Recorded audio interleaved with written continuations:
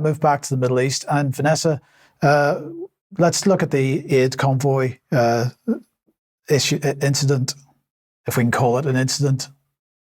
Yeah, sort of an interesting incident. This is a report in Al Mayadeen from yesterday. So this happened at pretty much the same time as Israel carried out the attack on the Iranian embassy in Damascus.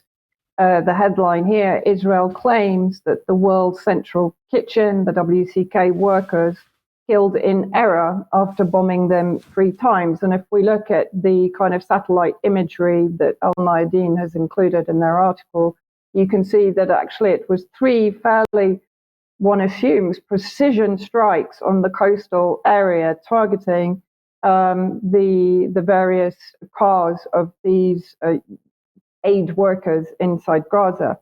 Now, in the Mayadeen article, they point out the reaction from the UK Foreign Ministry, which summoned the Israeli ambassador. However, they didn't summon the Israeli ambassador to discuss the targeting of 100,000 plus Palestinians in Gaza, nor of the bombing of the embassy in Damascus.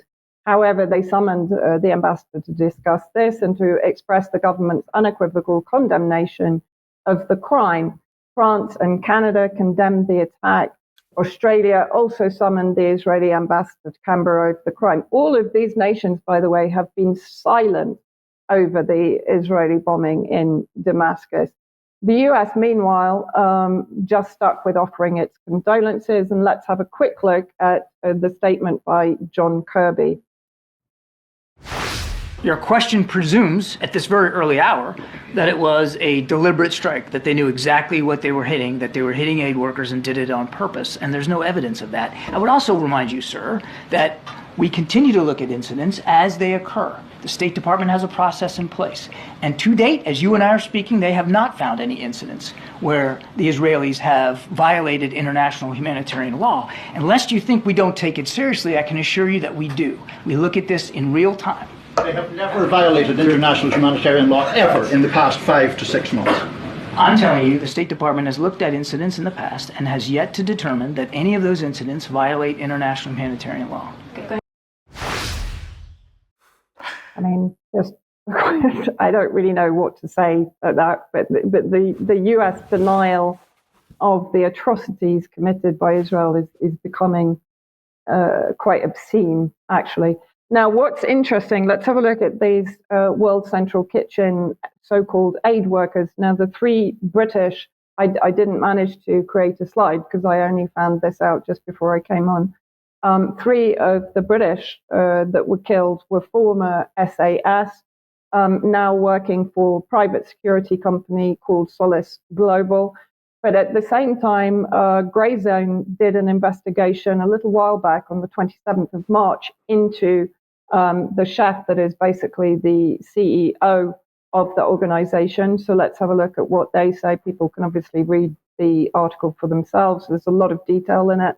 So after years of accusing Russia of using food as a weapon in its conflict with Ukraine, State Department Culinary Ambassador Jose Andres is working with the Israeli government to supplant UNRWA as the main supplier of aid to northern Gaza.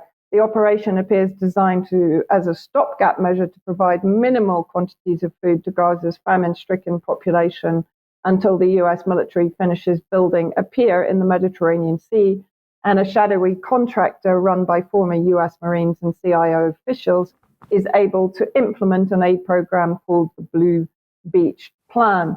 So his organization, the World Central Kitchen, has already finished constructing its own jetty, which was made from rubble heaps in Gaza, a decision that virtually guaranteed the building materials contain the remains of humans killed by the Israeli bombing.